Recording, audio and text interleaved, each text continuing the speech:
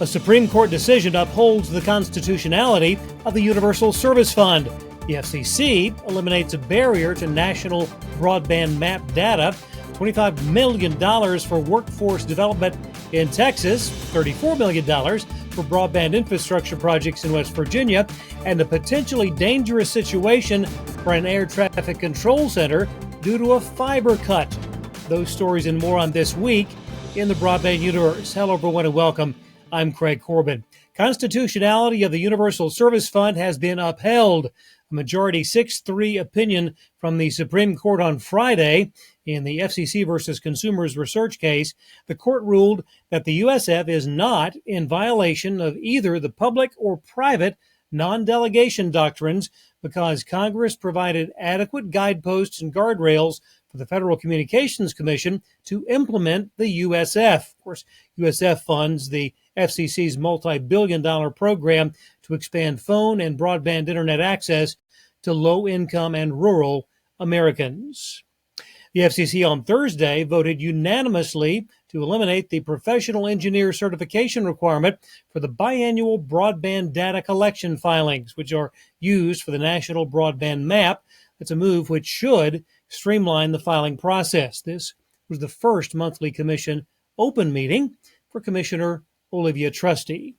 The Texas Broadband Development Office has opened bidding for $25 million in funding for its Building the Texas Workforce Grant Program.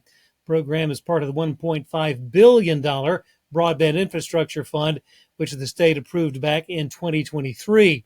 Applicant organizations must show proof they can establish and expand tuition-free, industry-aligned training programs statewide. Deadline to submit applications, July 31st. Awardees will be notified by October the 1st. West Virginia rolling out more than $34 million for non-BEAD broadband projects in 10 counties across the Mountain State. Funding will go for broadband infrastructure projects that will expand high-speed access to upwards of 3,000 locations and will see 362 miles of fiber installed. Grants are being awarded through West Virginia's LEAD, or Line Extension Advancement and Development Program. The U.S. House Appropriations Committee has proposed $40 million to fund public broadcasting's public safety infrastructure. This would keep level funding for the next generation warning system for fiscal year 2026. Public television's digital infrastructure provides the backbone for emergency alert, public safety, first responder, and homeland security services in many states and communities, with local stations serving as primary emergency alert service hubs for severe weather and amber alerts. The Windstream Unity merger is in the public interest, so says the FCC, with approval of all respective subsidiaries to the newly formed New Windstream LLC, privately held Windstream and publicly traded Unity Group. Companies that were once a combined entity revealed a proposed reuniting last July. That was a $13.4 billion proposed merger. Unity Fiber provides lit and dark fiber solutions for wireless operators, carriers, enterprises, schools, and governments. T-Mobile will launch satellite services nationwide beginning July 23rd. The service will extend coverage into better than 500,000 square miles of U.S. territory that traditional cell towers cannot reach. T-Mobile claims it is the first and only wireless provider the U.S. has with the satellite-to-mobile network.